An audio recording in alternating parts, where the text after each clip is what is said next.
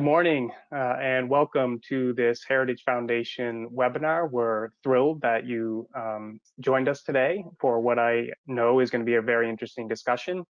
My name is Joshua Meservey. I am the Senior Policy Analyst for Africa and the Middle East here at the Heritage Foundation. We need to go through a few housekeeping rules before we get started. You should be seeing a slide there on your screen. But I will read these off for you. The session is being recorded. It will be emailed to you and posted on heritage.org/events within 48 hours. We do encourage participants to submit questions in the question box that you should see on your screen. Please remember when you are asking a question to identify yourself by name and organization. And do feel free to submit those throughout the webinar at any time, and we will take them as we can. A reminder, all attendees are in listen-only mode, so the only voices you'll be hearing are myself and our keynote, of course. So without further ado, I want to say a few brief words about Heritage's position on the Libyan conflict, and then we'll move into the main event. Libya has been in a civil war since 2011, as we all know. I think we also can all recognize that international efforts to which the US has deferred have failed to persuade or pressure the warring sides to strike a sustainable political settlement. Foreign powers freely operate in the country, worsening the conflict, and in the case of American rival Russia, building influence that challenges US national interests. The Heritage Foundation has argued for years and continues to argue that the US must abandon this failed approach to Libya and take leadership of international diplomatic efforts to resolve the crisis. The US is the country best able to influence the combatants and coordinate foreign powers' Libyan activities. To tell us much more about the situation in Libya is Mr. Mohammed Ali Abdallah. Mr. Abdallah, can you turn on your camera and join us, please? Thank you. I'll give a brief bio for Mr. Abdallah, and then we'll turn it over to him for his remarks.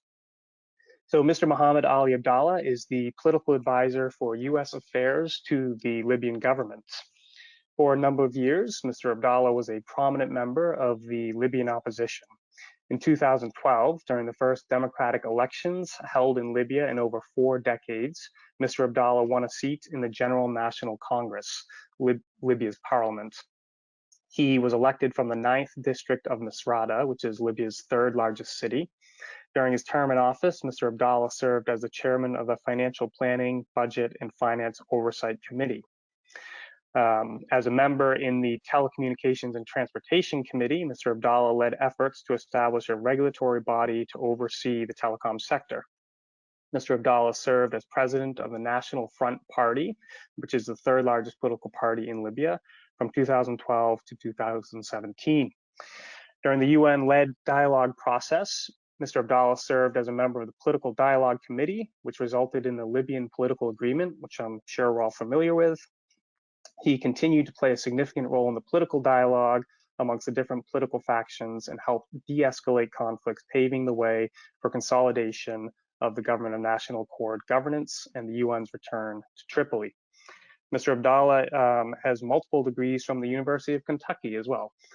So we are really, really fortunate to have Mr. Abdallah join us today. And I know I'm personally looking forward to his remarks. I know they're going to be beneficial for everybody. So Mr. Abdallah, the floor is yours. Thank you very much, Josh, and thanks for the Heritage Foundation and for everyone who was able to join us today. I hope that everyone is doing well in these difficult times for many different reasons, and that everyone is staying safe. And wishing all of you and your families all the best.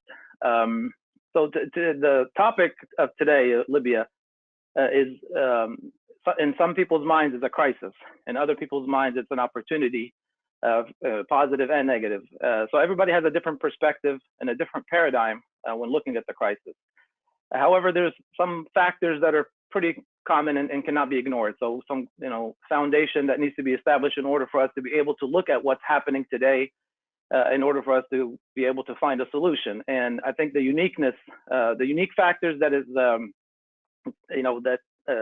is unique to Libya, makes it very difficult to compare or analyze it, trying to correlate it to other conflicts. So it's a very popular thing to do. Many always try to simplify the situation by making analogies as Libya is the next fill in the blank, or if this doesn't happen, then Libya will become just like fill in the blank.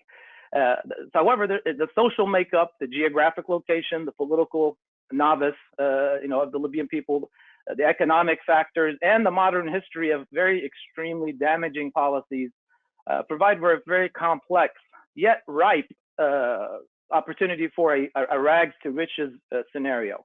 So this is something that I think motivates a lot of people who are involved, and more importantly, that's what motivates a lot of Libyans such as myself to be vested in this, despite the complexities and difficulties and the challenges, is because of the rewards that are there, and in addition to the responsibility that is there for those who have endeavored this path.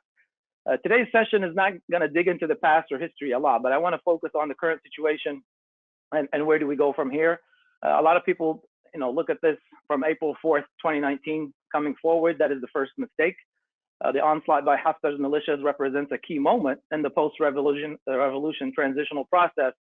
However, and it's a very dark and destructive moment, unfortunately, because it cost over 16 or 1700 lives, including innocent civilians, women and children, over 200,000 IDPs, and thousands more wounded, and billions of dollars in destruction and lost revenue.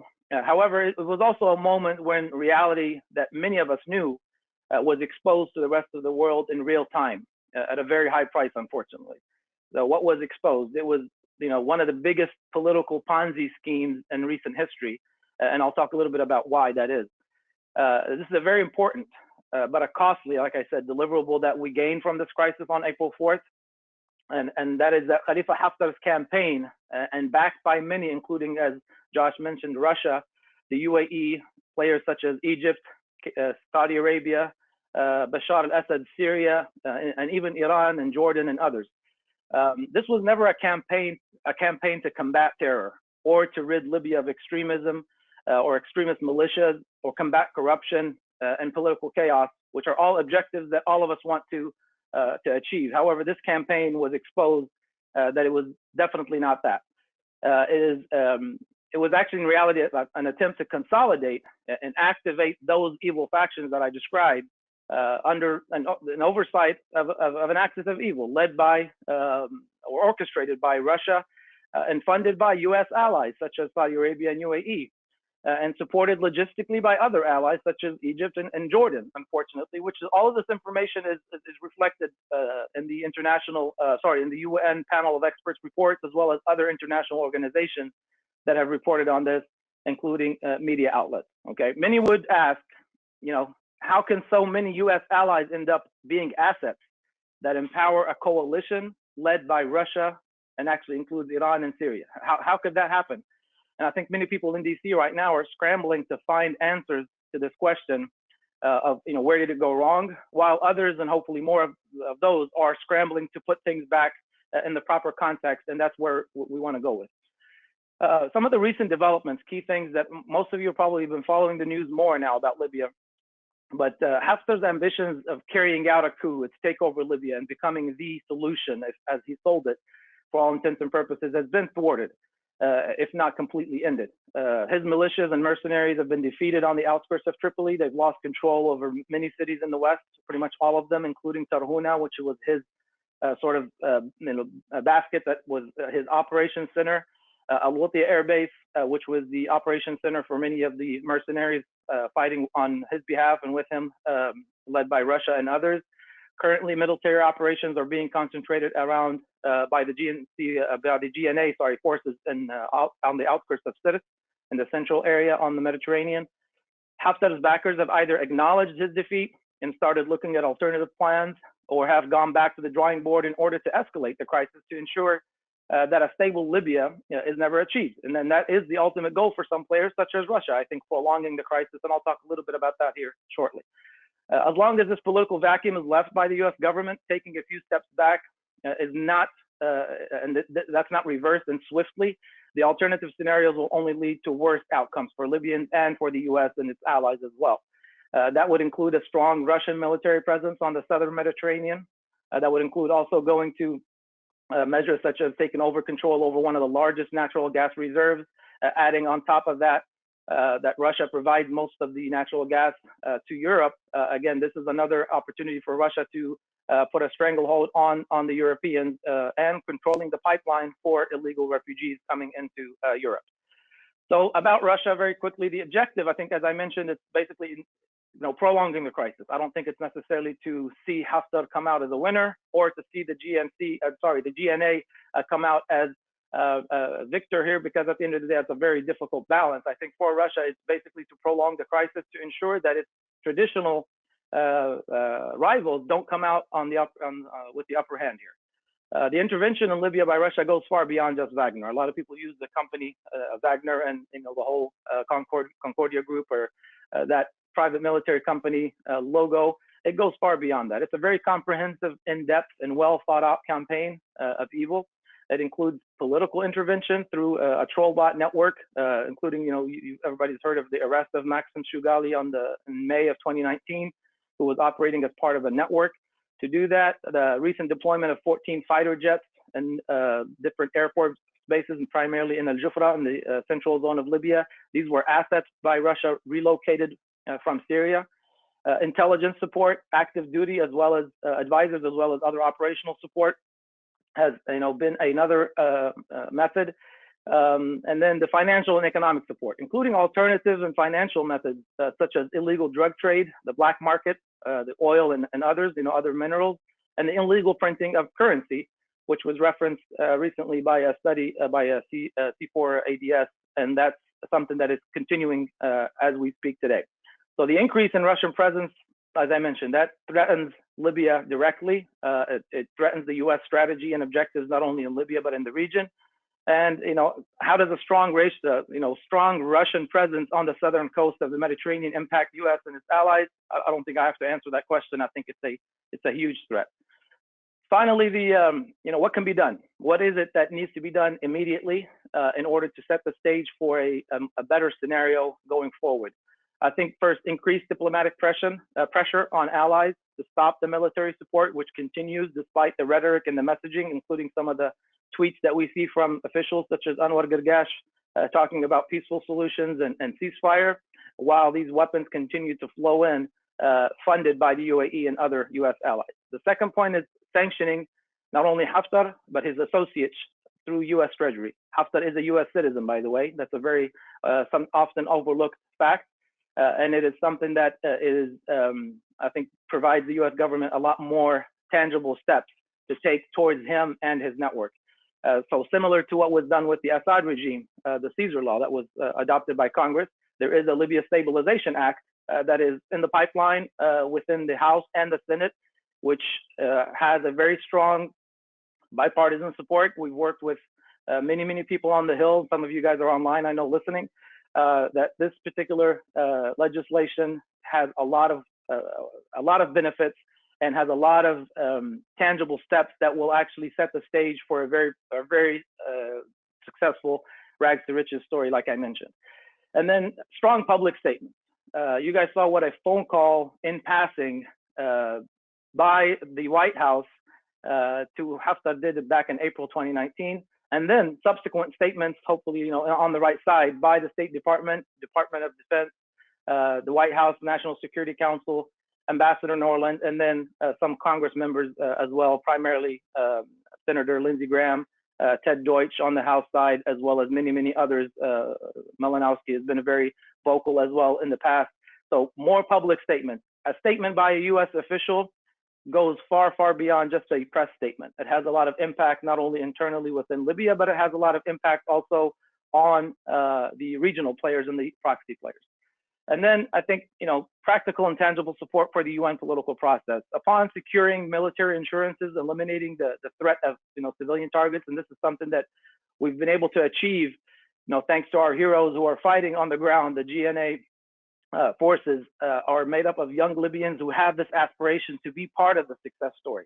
And they're sacrificing their lives and everything that they have in order to engage in a process that they set out on in 2011 and unfortunately did not find the right level of support internally and externally to turn this into a successful story. Yet this is still something that is within reach, and the US is the primary, if not the only player that can actually make this a reality in a very, very productive way. Haftar has been, engaged as the primary representative of the East in the past. Now, with his recent military defeats and his reality coming to the surface, I think we need to move past the fact that Haftar is a representative of any faction in Libya. He's proven that he neither wants to be or can be part of any political solution, and continuing to insist that he has to be not only a pillar in this, but have any part of this political solution going forward is a recipe for disaster. And finally, the US really needs to have an alternative track to diplomacy. And this needs to be led primarily by the US. Can they do it alone? No, there needs to be a lot of allies that have to work with this, but we cannot put all of our eggs into this UN-led process alone, because we've been down that path many times. Banking on the UN track only will, with a lot of unknown factors. And I'm definitely not ready to pull the plug on it or say, this is not a viable option. I still think it is probably the most viable option long term. However, the margin for error is very limited, and the time available to experiment is also very limited. So the previous lessons learned we've had 6 special representatives to the Secretary General of the UN. Not all of them have been bad, but at the same time, I think the task and the duty that they've been mandated with is almost an impossible task. The lack of political will at the P5 level, the permanent members of the Security Council, is a primary issue. And, is it worth taking the risk with an exclusive, quote unquote, UN track only without strong leadership? And the answer is no. So with that, I'll open up the floor for questions. Thank you. Thank you, Mr. Abdallah. That was really interesting and helpful. I'm going to take moderator's privilege here and ask the first question. There have been news reports that some of the Turkish troops that have been fighting on the side of the GNA are actually Syrian militiamen, some of whom have links to terrorist organizations in Syria.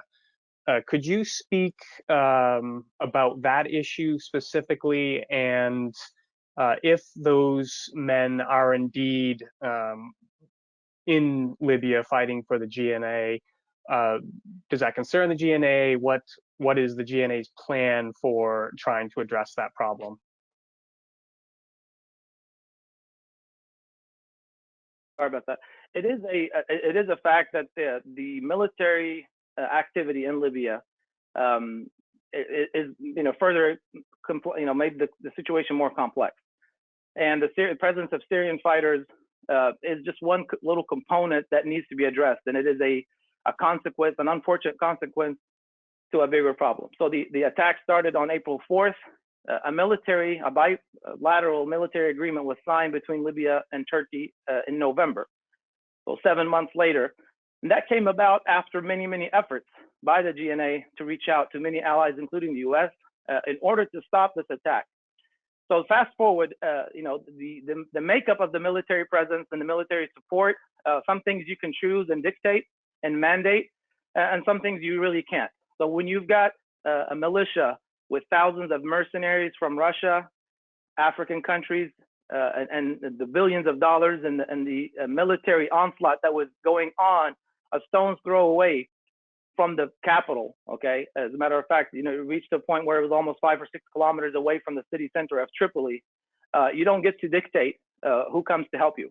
So when you're sitting there being robbed and mugged and criminals are attempting to kill you within your house, and someone comes to assist you, you're not going to ask them for their ID and say, who are you and what's your background and where do you come from? So at that particular moment, it's not fair to sit there and analyze this with that particular perspective. So, but now the presence of Syrian fighters under the operations or under the supervision of the Turkish military was there. It is an unfortunate consequence, like I mentioned, to an escalation led by Haftar. It's not something where we went out and chose and designed.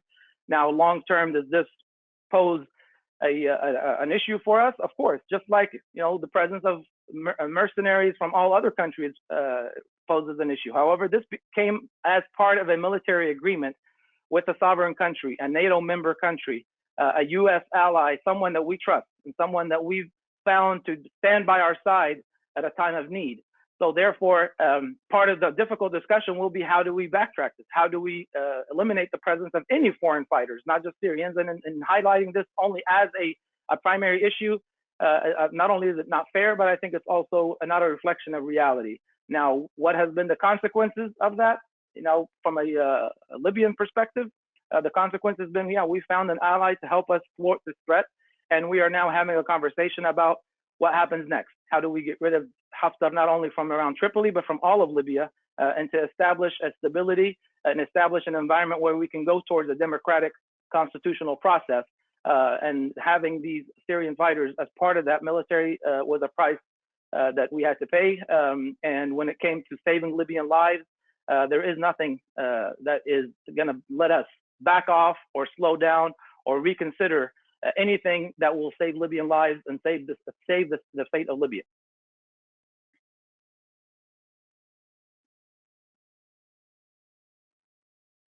Okay, thanks very much for that. Now, on the Turkey issue, we have a question here, a different question about Turkey from Jack Dolgarian. He's asking, what concerns do you have about Turkey forming an agreement with the GNA that established the exclusive economic zone cutting through fellow NATO ally Greece's territory?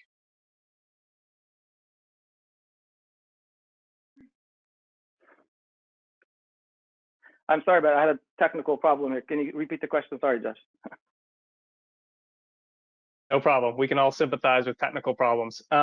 So this is from Jack Dolgarian. He's asking, what concerns you have about Turkey forming an agreement with the GNA that established an exclusive economic zone cutting through fellow NATO ally Greece's territory? Well, I think the economic agreement is not it's not just a matter of infringing on people's rights or the territories of other countries. I think it's a reflection of very, very limited understanding of what the agreement actually entails. So the Turkish agreement is part of an international process of signing such agreements, maritime agreements. This doesn't infringe on any country's right. This is something that is filed officially with the UN process. Every country has the right to cite such agreements. And by the way, Libya had engaged with Greece in a similar discussion many, many years before it started this discussion with Turkey, and Greece decided or chose not to pursue that option. And at the end of the day, this is something that we are open to. We express our willingness to talk with all Mediterranean countries about how do we mitigate this and how do we make this a win-win situation, and that is still the case. But using this as an excuse to say, oh, this was intended in order to destroy the fate or the benefit or to infringe upon the rights of other countries, I think there's always a hidden message behind it. And I think the whole idea of Turkey establishing a partnership or a strong partnership with Libya concerns a lot of countries. Quite frankly, it concerns us as Libyans as well, because you don't want to put all of your eggs in one basket. No, this is something that we want to have an open dialogue about and see how we can diversify these relationships economically. So the idea of saying, oh, this is done out of spite or in order to infringe upon the rights of any other country is just not true. And it is really ignoring the elephant in the room. And I think this is something that, unfortunately, some countries are reverted to do that and trying to settle scores on Libyan soil that have nothing to do with Libya. We have an interesting question here from Ben Shaver from Georgetown University. He's asking, you briefly mentioned the role of Russian bot networks in the conflicts. Can you elaborate on this and on the cyber or information warfare aspects of the conflict more broadly? Yeah, so the cyber warfare and bot networks, and I don't really understand a lot of this lingo myself, so I'm repeating these phrases, but I understand what the complexity is and what the impact is of this, and I think the United States lived through that and is probably living through that again. So Russia has a very complex and a very powerful weapon that a lot of people don't really understand, and that is the ability to manipulate social media, to manipulate media outlets, to create this network, very complex network of bloggers and bots and trolls and all these other different descriptions. And Libya was not exempt from that. In May of 2019, the Libyan Attorney General issued an arrest warrant for 2 Russians and a Libyan, a third person, involved in a very complex network that was reported later on by many international organizations, including C4ADS and other U.S. organizations that talked about this network. There was a very in-depth report also on BBC and other media outlets talking about this. So the Russian influence goes far beyond just Wagner, goes far beyond the weapons, goes far beyond their attempt to control the oil facilities. So this network is a real threat. And today, these 2, Shugali and the other gentleman who are under arrest in Libya, are the subject of a lot of political posturing and tug of war, not only between Libya and Russia, but also other regional players. And this is not something that we take lightly. Libyan public opinion is still very ripe. Public opinion is very easily swayed by social media, as is most other countries, but especially in Libya, because the abundance of information or the availability of information is quite limited to social media a lot of times. So being able to have that kind of access and manipulating information online can have some very damaging effects. And Russia is using that weapon, unfortunately, to destabilize Libya, as it has in many other countries. We now have a question from Bert Chapman. He's asking, how much impact, if any, is COVID-19 having on the fighting in Libya? COVID-19 doesn't know boundaries or doesn't know borders. So yeah, it has the same impact on the individuals and on humans as it has in many different countries. However, in Libya, this is, I guess, a hidden lesson. when you're isolated from the world and it's very difficult to get in and out, the exposure to the virus was not as potent or not as wide as it was in many other countries. However, it's impacted the government's ability to combat this and to take measures in order to be prepared for a wider outbreak. So up until just yesterday, I think, we've had maybe less than 200 cases or so. I don't have the exact numbers, but it's, within the hundreds of total cases. The number of deaths is below 10 still. And the measures that were taken initially, as far as the quarantine, as far as the curfews, as far as, the social distancing measures, were, embraced by the public initially. However, when people saw really that the impact, the human nature, wins out here, and people start to become more lax and less strict. Fortunately, relatively speaking, we have not seen a huge spike in numbers.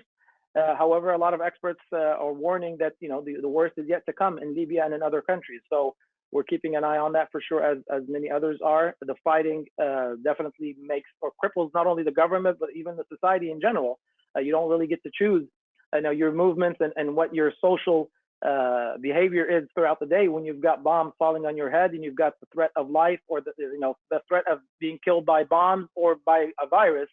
A lot of people, I think, will take the risk of combating a virus, and this dictates some very threatening or very dangerous behavior. So relatively speaking, it has not impacted us directly, but I think it has been ignored definitely by Haftar and by his militias, because the flights of mercenaries had not stopped coming in from countries in Africa, as well as from Syria and Russian mercenaries. They've completely ignored any initiatives that the government has been trying to do in order to send out equipment and PPE materials to different regions, and they've tried to politicize this as much as they can. But thank God, relatively speaking, it still has not shown, at least from a number standpoint, has not shown as much of a threat that a lot of people were expecting. Thank you. Next question here is from Samir Jabara. He asks, what do you think the prospects are for any power sharing arrangement that can address security sector reform and the unification of military and security institutions? Well, I think the prospects are very high, and it's not a very difficult for many reasons, and I'll focus on three. One is when you talk about power sharing, I think it's a very misleading term because I don't think that any one particular entity has enough power consolidated for them to be able to be put in a position to say, oh, you've got to share some of that power.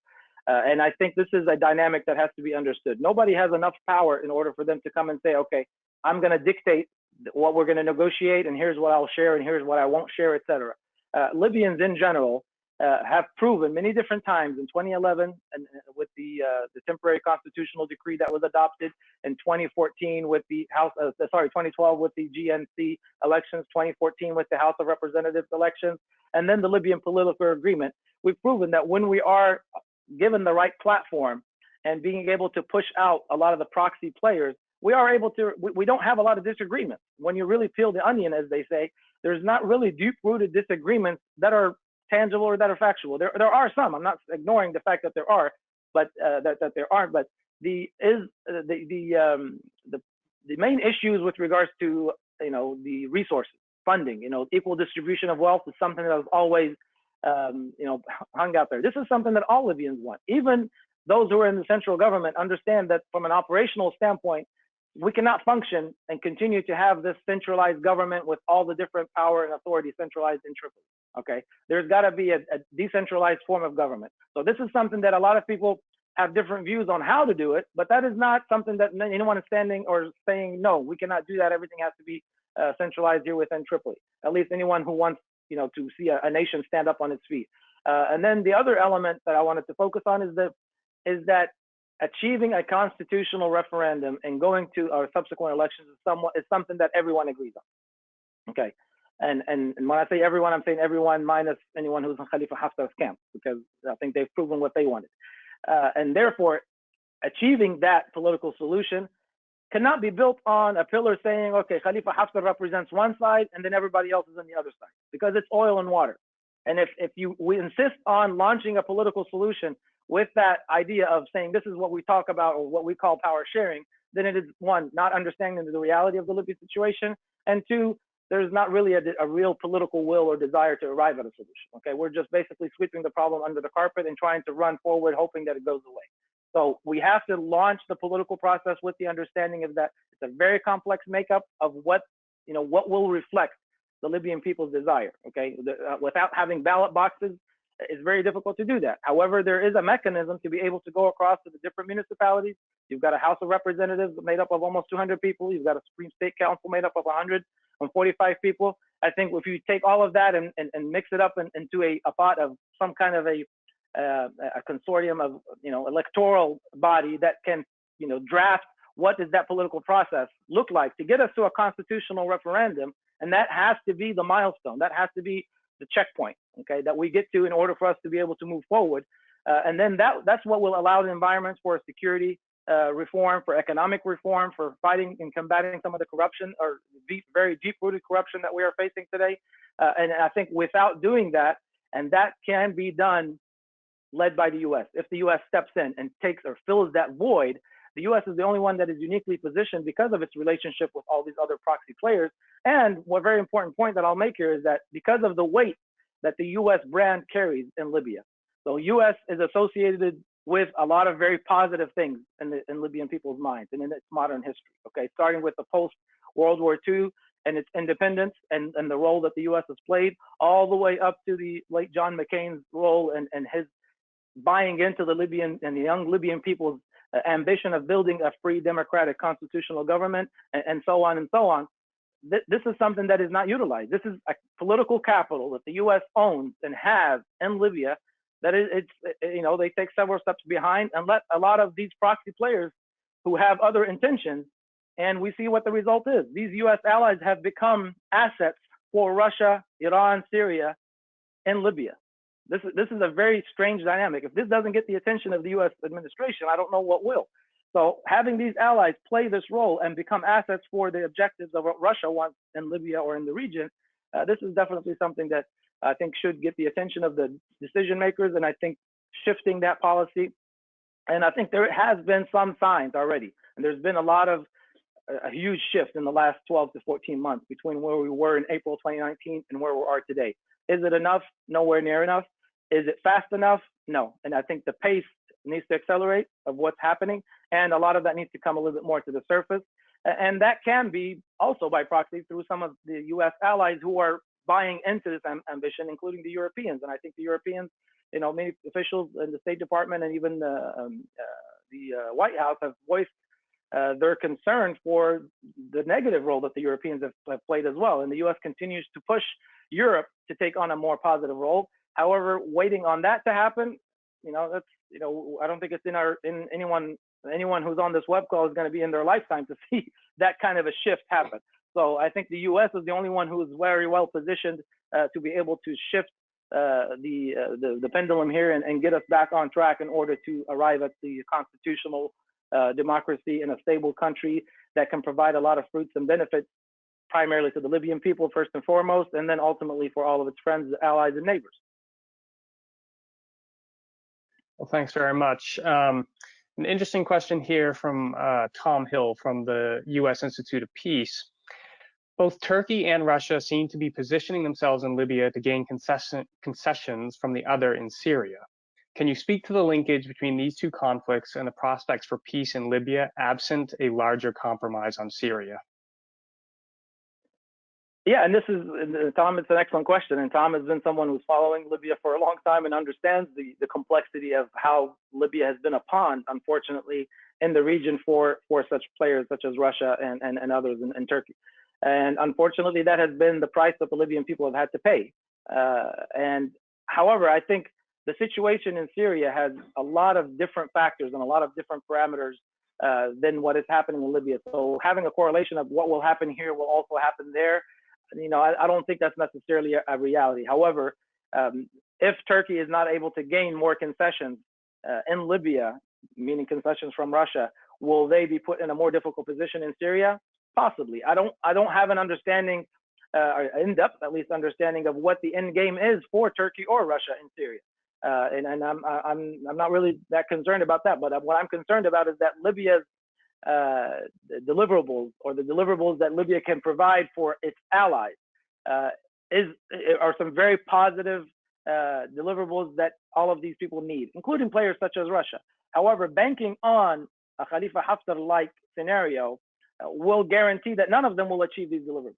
Okay, so a stable political situation in Libya will enable Turkey, Russia, and many others to be able to benefit economically and be able to reap some of these fruits. However, destabilizing Libya, and this is where I think the Russian role comes in, is they feel like an unstable Libya prolonging the crisis gives them the upper hand, because they don't mind dealing with illegitimate militias and outlaws and dealing in the black market and going and breaking every single rule. Whereas other countries, have other standards and other constituencies to answer to, including in Turkey. So therefore, it's a very complex dynamic, and unfortunately, Libya sometimes comes out on the short end of the stick there when it comes to these, political posturing in the region of, give me this and I'll give you that. And this is something that we cannot bank on. As Libyans, we can only control what happens in Libya and what the fate of Libyans is. And, we would love to be able to listen to the concerns and issues that other partners and other, allies have in other regions, but there's very little that we can actually do to impact that. Thanks very much. Next question now is from Chris Felt from U.S. Africa Command. What do you think it will take for the different sides to compromise on a political agreement that will serve the common welfare of all actors? Are there new, younger national leaders emerging who can draw them together? So yeah, Chris, I think what will it take? And I think we answered that earlier on in saying that a U.S. role, a strong U.S. leadership stepping in to fill this void, I think is something that it's the path of least resistance and also the quickest path to be able to arrive at providing a platform for these young leaders to actually step up and play a role in drawing this up. And going back to the dynamics of former Gaddafi regime, Khalifa Haftar, and then everyone else is going to come up with the same formula. The Libyan society and the Libyan political topology, if you will, is not that. We've moved past that many, many years ago. Even hanging our hat on the tribal makeup and saying, okay, tribal representation into a political solution, that is not going to work. And I'll give you a perfect example for that. In 2012, the GNC elections that I participated in had over 65% participation from Libyans across the country, across different generations. Okay, the young generation participation in that was very high.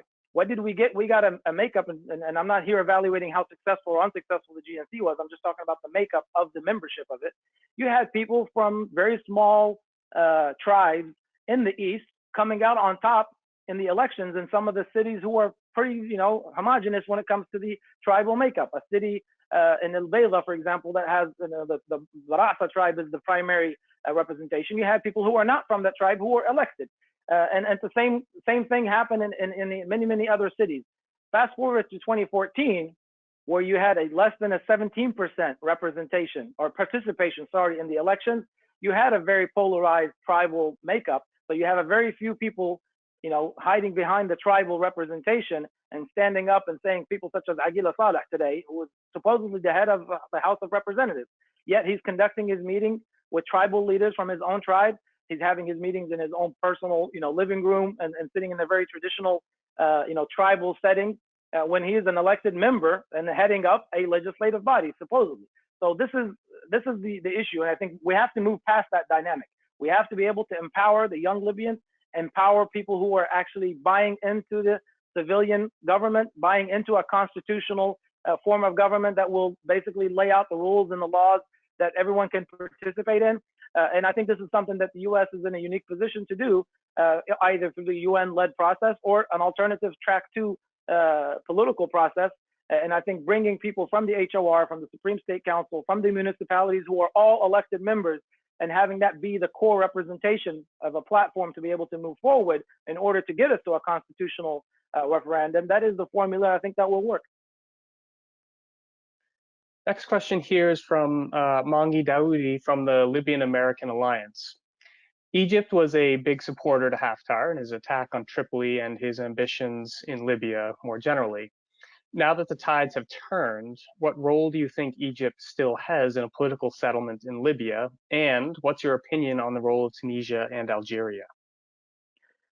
Look, I think the role of all of Libya's neighbors is important.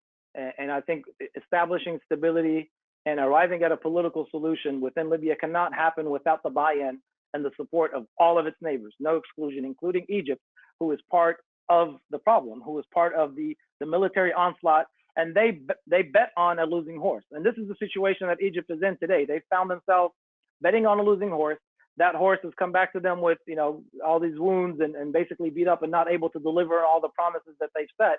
And they found themselves in a situation between a rock and a hard place, between, their other allies in this axis of evil who are insisting that Egypt continues to play this logistical role and continues to provide weapons and open up its borders to Haftar, and between a lot of other, including some of their military intelligence leadership, who are saying, no, this is not only a losing horse, this is a destructive horse. And we need to be able to establish a relationship with the legitimate government, sit at the negotiating table and represent the Egyptian interest. And this is something that is welcome. Now, can Egypt go from a country providing all these weapons and actually carrying out airstrikes and killing Libyans to a peace negotiator right away? No, of course not. This is not something that's going to happen overnight. There's got to be some trust building. There's got to be some tangible steps taken by Egypt in order for them to show that commitment that they're willing to be part of a long-term political process. But at this point, Egypt continues to be a problem, continues to be a source of the problem. And until they end that immediately, and I think they've started with this idea of bringing Aguila Saleh and Khalifa Haftar in a very orchestrated, I'm not even going to call it initiative. It's not an initiative. It was a show, an exhibition this past Saturday, where they basically brought out Khalifa Haftar to show that he is no longer their pony. He is no longer the horse that they're betting on, and he is no longer the person that's representing the East in their opinion. And I think that was achieved. Now, the idea of this whole political proposal that Sisi threw out there, that's a bunch of baloney. That just completely ignores the whole Libyan political agreement. And I don't think that's necessarily really the gist of the proposal out there. And like I said, it's basically to put Egypt out there as a peace broker, and this is something that nobody is buying. Egypt needs to do a lot more and needs to take a lot more tangible steps, including closing the border for all this military support, continuing to put pressure on Aguila Saleh and the House of Representatives to operate as one body. You've got more than half of the House of Representatives who have refused to recognize Aguila Saleh as their head. That is something that needs to be addressed. And then Egypt also needs to take tangible steps with the government of national accord in order to show their intent to be a part of the solution going forward. And there's many, many, many steps that still need to be taken. And until then, Egypt will still be seen as part of the problem. And unfortunately, Libya's stabilization, a lot of that relies or it depends on Egypt's change in behavior. And this is something that we hope that the U.S. can play a role in continuing to exert pressure. And I think the administration has already started. Thanks. So a similar question from our own Nicole Robinson here at Heritage. She's saying, how do you think the military support to Haftar that the UAE and Jordan have provided will impact bilateral relations with Libya in the future? Well, again, it is left a lot of wounds. Okay, so this military support is not just a matter of supporting one military force versus the other. This is military support that led to thousands of lives being lost, billions of dollars of destruction. It's led to the instability of the country and tearing up the fabric of the Libyan society. So the impact that this role has played cannot, we can't just turn the page and ignore all of this and say, okay, let's, let bygones be bygones and move forward as much as maybe some people would like to. I think the benchmark will be what is in the Libyan people's interest. Does Libya really have any interest in a direct bilateral relationships with the UAE? Very seriously, it's very difficult to find one thing that the Libyan society or Libyan people need from the UAE that nobody else has. So we are not really in need of establishing relationships whatsoever or reconciling with the UAE, at least in the short term. Now, in the long term, if things change and the UAE goes through many different changes, that's a different story, and we'll cross that bridge when we get there. However, today, the UAE has been nothing but a source of evil, a source of death, a source of corruption, a source of enabling a military dictator and his network to thwart the ambitions of the Libyan people to establish a democratic, constitutional, prosperous country. And for Jordan, it's a little bit of a different situation. I think Jordan is in a lot of their fate is not necessarily controlled by them. I think a lot of this is imposed on them. However, they've, including in the UN panel of expert reports, it showed how they've played a logistical role and played as a hub for a lot of these weapons flowing into Khalifa Haftar. And I think Jordan needs to answer to that. They need to step up and admit that role and admit that they made a mistake. And then we can start talking about reconciling that. The relationship between Libya and Jordan is a lot healthier than it is with Libya and the UAE. I think in the short term and even medium term, Jordan leads Libya. And I think Libya, to a certain extent, needs a good, solid relationship with Jordan. However, what they did is something that they have to be held accountable for and they have to answer to. And this is something that I think can be reconciled in the immediate future if the Jordanian government is willing to step up and take responsibility for that. And I think there are some level-headed, very strong, patriotic and positive players in the Jordanian circle of influence and the decision-making process to where that can be a reality. I can't say the same for the UAE. Thanks. And we're pretty rapidly running out of time here. So I'll again use the moderator's privilege and ask the last question.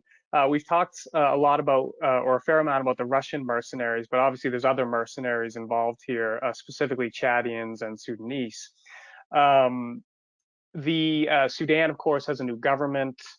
Could you discuss a little bit about what is the GNA's relationship with the new Sudanese government, given that there are Sudanese mercenaries fighting on the side of Haftar, two separate groups actually of Sudanese mercenaries, and with whom do you speak specifically within the Sudanese government, because you obviously have a military component and a civilian component. And then finally, what is Haftar's relationship with the Sudanese government? Well, I mean, I'm not really that directly involved in the diplomatic relationships between our government and Sudan. So I'm speaking from my personal perspective and from my experience also as a Libyan living in exile in Sudan at a very early part of my life. So I have a very unique affection for Sudan, for the Sudanese people. And also, understand that they've gone through and they're going through a lot of things that we went through or are going through as well. What's happening as far as the mercenaries that have, made their way into Libya, and how responsible is the Sudanese government, the current government, in that? That's something that is very difficult to answer. However, there are some elements in the government, such as Ahmeti, who is one of the militia leaders that made his way into the political settlement in Sudan and is part of the decision-making within the government. It's proven that he was a very big part of these forces, but it was basically a guns for hire kind of thing. The UAE or Saudi Arabia provided the funds for that, and he provided the boots and the weapons. And I don't think it necessarily goes beyond that. I don't think there's a fundamental ideological objective behind this. I don't think there's a fundamental economic objective, meaning to the impacting the Sudanese government. It's impacting the pockets of a lot of these mercenaries or the mercenary leaders and the network of outlaws that are in the region. And I think we have to deal with this, with the Sudanese government as this is a joint problem. This is not just a problem for Libyans. These weapons and these mercenaries that are brought into Libya, once the funds dry out and the pipeline is shut off as far as who's paying them, okay, are these people going to just disappear? No, they're going to go somewhere else and be a source of a problem, including inside of Sudan. So this is something that has to be addressed jointly with the Sudanese government. I don't know that we have enough confidence or trust with Ahmeti himself, someone who's lived all of his life as an outlaw and as a mercenary to a certain extent, and as a broker for military activity and outside the law. I think we need to go beyond that and deal with the political civilian leadership in Sudan, because I think they're the ones who have the mutual interest that we have in establishing a stability, not only on our borders, but overall within the region. And again, the proxy player role here, meaning the UAE, Saudi Arabia, and Egypt's influence on what's happening in Sudan is not much different from what's happening in Libya. So I think the Sudanese people are victim of the same interventions that we are facing in Libya, and I think the Libyan government and the Sudanese government understand that, and this is where the opportunity for combating this issue jointly. And again, I think this is something that is definitely workable with the Sudanese government. Yeah. Thanks very much. Well, unfortunately, we are out of time here. I want to thank you so much for joining us. This is obviously a pivotal moment in the Libyan struggle. We hope that this will lead to stability and peace, and that the bloodshed and the violence there will stop. Thank you again. It's so useful to hear from someone who's so heavily involved in the day-to-day, and we appreciate your frankness. Thank you for taking some hard questions, tackling those, and we hope you'll come back and visit us at some point. And thank you to all of our listeners out there. It was great to have you join us. Thank you for the excellent questions. We had some stacked up here, but unfortunately ran a bit out of time. But appreciate your participation as well. Thank you, Josh, and I want to thank the Heritage Foundation, everybody, and the Heritage Foundation for this opportunity, and hope that this dialogue continues and that we take some tangible steps. And I call on those who are from the U.S. government and on the Hill as well, listening, to reach out and to see how we can continue to build on this. And I think we've got the positive momentum going in the right direction. Heritage Foundation has played a good role in this thus far, and I think can continue to do that in trying to influence the decision makers within DC, and I appreciate your effort and the entire Heritage Foundation's team's effort. Well, thank you, and you can see on your screen there the Twitter handles for both of us. That's in today's day and age frequently a good way to be into contact if you want to. So thank you again to you all. Thank you especially to Mr. Abdallah, and hope to see you soon, and stay safe. Thank you.